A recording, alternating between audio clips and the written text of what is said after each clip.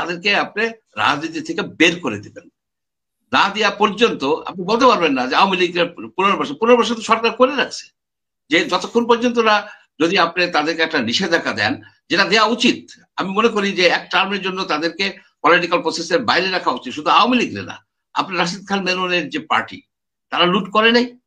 আপনার জাতীয় পার্টি লুটপাট করে নাই? ইলু লুটপাট করে নাই?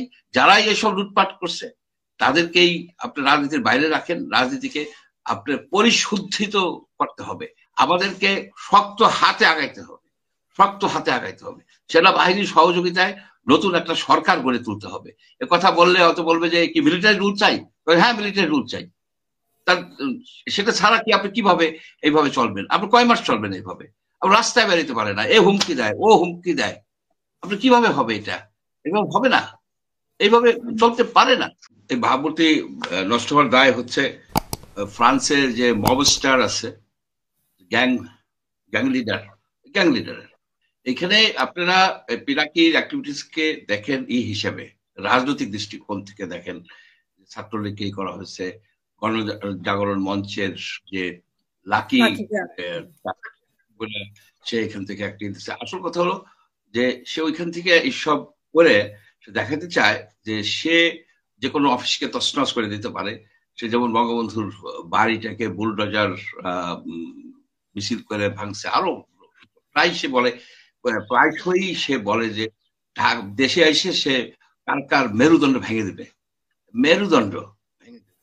এই ধরনের একটা লোক, সে কি করে, তার কাছে ভিডিও আছে, বিভিন্ন ধরনের ভিডিও টিডিও দিয়ে সে এই অ্যাডভাইজারদেরকে, বিভিন্ন লোককে, পত্র পত্রিকাকে সে টেরোরাইজ করে। এটা এক ধরনের টেরর। কারণ কি, তার যদি ব্যাকগ্রাউন্ড লোকে জানে না।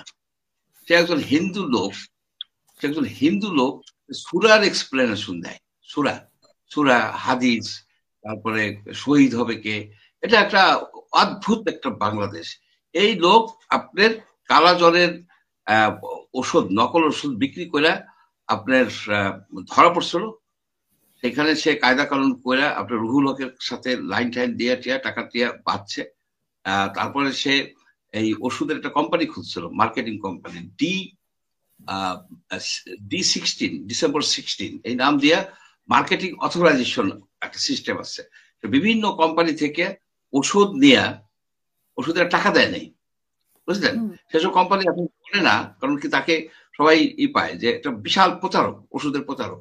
এই প্রতারকরে তখন ওই টাকা আদায়ের জন্য লোক এরা এই ডিজিএফআই কে রিকোয়েস্ট করছে, মানে কমপ্লেইন দিছে। ডিজিএফআই এরা যখন ডাকছে, সে তখন ফ্লাই করে, আপনি দেখেন, সে বলে যে তাকে হাসিনা খুঁজতেছিল, সে ফ্লাই করে ব্যাংকক যাইয়া এখন সে এই মানবাধিকার ঠানবাধিকার নিয়ে সে এই প্রতারক লোকটা এইগুলি করে বেড়াচ্ছে। সবচেয়ে দুর্ভাগ্যজনক। এবং সেদিনকে একটা পত্রিকা, আমিও লিখছি, আমিও বলেছি, তারপরে একটা ফেসবুকে একটা আসছিল ডিটেইল করে কার কাছ থেকে কত টাকা নিছে, সেটাকে আবার সে হ্যাকিং করায় বন্ধ করে ফেলছে কয়েক ঘন্টার মধ্যেই।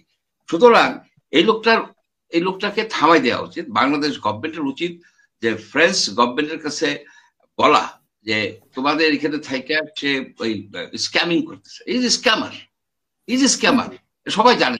সে টাকা বিএনপি পরিবাস এইসব ব্যাংকে তাদের টাকা জমা দেওয়া হয়, সে অ্যাপয়েন্টমেন্ট এটা করে।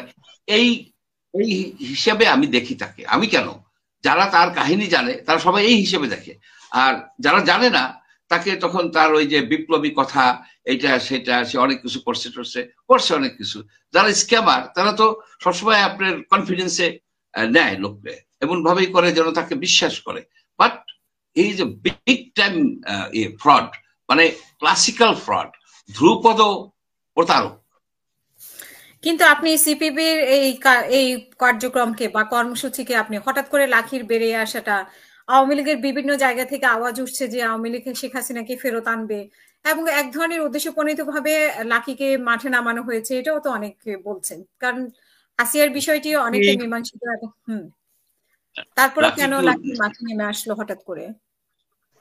লাকি কি নিষিদ্ধা রমণী, সে বাইরে আসলো? তাকে নিষিদ্ধ করা হয়েছে, সে বাইরে আসতে পারবে না? সে কি বাংলাদেশের নাগরিক? না, সে নাগরিক হয় আর কি একটা মিছিল করা, কিন্তু করা হচ্ছে যাদের যুক্তি তাদের হচ্ছে যে আওয়ামী লীগকে পুনর্বাসন করা তার উদ্দেশ্য, আওয়ামী লীগকে নিষিদ্ধ করা, অস্থিতিশীল। আওয়ামী লীগকে নিষিদ্ধ দল, আওয়ামী লীগের যে চেইন অফ কমান্ড একটু নষ্ট করছে। আপনি তাকে তো, আমি তো মনে করি কি আওয়ামী লীগরে তার নিবন্ধন এক টার্মের জন্য বন্ধ রাখা উচিত, স্থগিত রাখা উচিত, যাতে এই আওয়ামী দুর্বৃত্তরা কোন রকম পলিটিক্যাল প্রসেসের মধ্যে ঢুকতে না পারে। এক টার্ম, আমি সবসময় ইনক্লুসিভনেসের, কিন্তু আওয়ামী লীগের লোকেরা এত বেশি দুর্নীতি করছে, এত বেশি অপরাধ করছে, মানুষকে হুমকি দিচ্ছে, এত বেশি তহবিল চুরি করছে, তাদের আর কোনো পলিটিক্যাল, কারণ পলিটিক্যাল পোস্ট হোল্ড করেই কিন্তু তারা এই চুরিটা করছে। সুতরাং তাদের শাস্তিটা আপনি সিআরপিসি অনুসারে দিতে গেলে অনেক জটিল হয়ে যাবে। যেসব লোকজন গত টার্মে আওয়ামী লীগ, যুবলীগ, ছাত্রলীগ, স্বেচ্ছাসেবক লীগ এগুলির আপনার বিভিন্ন পোস্টে ছিল, তারা প্রত্যেকেই আপনি খুঁজলে দেখা যাবে যে প্রত্যেকেই কোনো না কোনো অপরাধের সাথে, কেউ টাকা নিছে, কেউ জমি দখল করছে, কেউ লুট করছে, ফলস মামলা দিচ্ছে। তাদেরকে আপনি রাজনীতি থেকে বের করে দিবেন, না দেওয়া পর্যন্ত আপনি বলতে পারবেন না যে আওয়ামী লীগের পুনর্বাসন তো সরকার করে রাখছে, যে যতক্ষণ পর্যন্ত না যদি আপনি তাদেরকে একটা নিষেধাজ্ঞা দেন, যেটা দেওয়া উচিত। আমি মনে করি যে এক টার্মের জন্য তাদেরকে পলিটিক্যাল প্রসেসের বাইরে রাখা উচিত, শুধু আওয়ামী লীগ না। আপনার রাশিদ খান মেননের যে পার্টি, তারা লুট করে নাই, আপনার জাতীয় পার্টি লুটপাট করে নাই, ইলু লুটপাট করে নাই। যারাই এসব লুটপাট করছে তাদেরকেই আপনি রাজনীতির বাইরে রাখেন। রাজনীতিকে আপনার পরিশুদ্ধিত করতে হবে, যাতে এইসব লোকজন, কারণ এদের হাতে প্রচুর টাকা, সেই টাকা দিয়ে তারা গেম খেলে, এখানে টাকা দেয়, এইখানে নানাবিধ কথা বলে, বলে যে ভালো একটা পলিটিক্যাল লিডার, তার নামে বললো যে ওকে তো আমি টাকা দিছি, পলাতক একজন মনে করেন আওয়ামী লীগের মাস্তান, টাকা দিছি, তার ক্যারিয়ার নষ্ট হয়ে যাচ্ছে। সুতরাং ডক্টর এখানেই ফেল করে গেছে, সে শক্ত হাতে এইসব দুর্বৃত্তদেরকে আপনার জেলের ভিতরে নিতে পারে নাই। আপনি 50,000 লোককে যদি অ্যারেস্ট করতে পারতো এবং জেল দিতে পারতো, ট্রাইব্যুনাল করে শর্ট টার্ম জেল দেন, আমি মৃত্যুদণ্ড বলি না, কিন্তু অনেকেই আছে মৃত্যুদণ্ড তুল্য অপরাধ করছে, মৃত্যুদণ্ড তুল্য অপরাধ করছে অনেকেই এখানে, কিন্তু তাদেরকে আপনি জেলের মধ্যে যদি পুরে দেন, তাহলে দেশে একটা স্টেবিলিটি আসবে। দেশ এখন আনস্টেবল হয়ে গেছে, দেশ এখন টলমল করতেছে। তাদের এখন যে নিরাপত্তা সবচেয়ে বড় ইস্যু হয়ে দাঁড়াচ্ছে, মানুষের নিরাপত্তা, গ্রামে বলেন, গঞ্জে বলেন, এমনকি আপনার শহরে বলেন, সব জায়গায় মানুষ অনিরাপদ বোধ করছে। এই নিরাপত্তা, যেটা প্রফেসর ফরহাদ সাহেব বললেন যে স্বরাষ্ট্রমন্ত্রী নিঃসন্দেহে আপনার, আমরা তো এখানে সজ্জনের কোনো কোয়ালিফিকেশন না, সজ্জন তো হচ্ছে ইনেট ক্যারেক্টারিস্টিক, সবারই সজ্জন হইতে হবে, কিন্তু উনার কি সেই দক্ষতা আছে? ওনার কথা তো শুনতেছে না লোকে। যদি না শুনে, তাহলে আপনার সরে যাওয়াটাই উচিত, কিন্তু সরে না। সেজন্য ডক্টর ইউনূসের উচিত হবে ফায়ার করা। যদি ফায়ারটা সে না করতে পারে, তার সরে যায় আর একটা সরকার আসুক, যে সরকার এসে দেশে স্টেবিলিটি আনবে, দেশের নিরাপত্তা দিতে পারবে জনগণের, এবং ইকোনমিকে স্টেবল করতে পারবে। আপনার যে দেখেন যে রোজার সময় জিনিসপত্রের দাম এত কম কেন? মানুষের পার্চেজিং পাওয়ার নেই, মানুষের পার্চেজিং পাওয়ার নাই। যদি পার্চেজিং পাওয়ার থাকতো, তাহলে জিনিসের দাম আরো হয়তো একটু বেশিই থাকতো। এটা কোনো ক্রেডিট নেই, জিনিসের দাম কম, এটা কোনো ক্রেডিট না। কারণ আপনি যান ইসের দোকানে, যান শাড়ি কাপড়ের দোকানে, আপনি কি ভিড় দেখেন? উপচে পড়া ভিড় আপনি নাই। সুতরাং এখানে আমরা একটা গ্যারাকলে পড়ে গেছি। আর এই যে সংস্কারের কথা বলা হচ্ছে, আপনি জানেন বস্তা বস্তা সব সংস্কারের কথা, বস্তা বস্তা এনে দিচ্ছে। কবে এগুলো নিয়ে হবে? একজন বলছে যে 4টে প্রদেশ করতে হবে, 4টে প্রদেশ। আপনার মতো রাষ্ট্রে, একটা ইউনিটারি কান্ট্রি, সেখানে 4টে প্রদেশ কিভাবে হয়? কিভাবে 4টে প্রদেশ হয়? 4টে প্রদেশ হলে 4টা প্রাদেশিক সরকারের নির্বাচন করতে হবে আগে। আবার আর একজন বলে ফেলছে যে দ্বিকক্ষ বিশিষ্ট হবে, দ্বিকক্ষ ফেডারেলিজমের দিকে চলে যাচ্ছে। পরে যাবে কি কনফেডারেলিজমের দিকে, যে পাকিস্তানের সাথে আমরা কনফেডারেশন করি। বাংলাদেশ গান ম্যাড, আপনার অনেক রকমের পাগলামি চলতেছে। ওইখানে বসে পিনাকি গং, এখানে লারে লাপ্পা কইরা মানুষজনকে খেদা করে, মানে মানুষজনকে মানে নামাই দেয়, এর বাড়ি অ্যাটাক করো, ওর বাড়ি অ্যাটাক করো।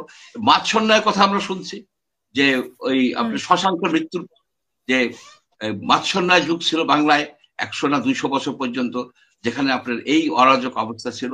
আমরা মনে হয় একটা মাৎসন্যায়, 21শ শতাব্দীর মাৎসন্যায়ের মধ্যে পড়ে গেছি। এর থেকে উত্তরণ করতে হবে, আমাদেরকে শক্ত হাতে আগাইতে হবে, শক্ত হাতে আগাইতে হবে। সেনাবাহিনীর সহযোগিতায় নতুন একটা সরকার গড়ে তুলতে হবে। এ কথা বললে হয়তো বলবে যে কি মিলিটারি রুল চাই? হ্যাঁ, মিলিটারি রুল চাই। তার সেটা ছাড়া কি আপনি কিভাবে এইভাবে চলবেন? আপনি কয় মাস চলবেন এইভাবে? রাস্তায় বেরোতে পারে না, এ হুমকি দেয়, ও হুমকি দেয়। আপনি কিভাবে হবে এটা? এভাবে হবে না, এইভাবে চলতে পারে না।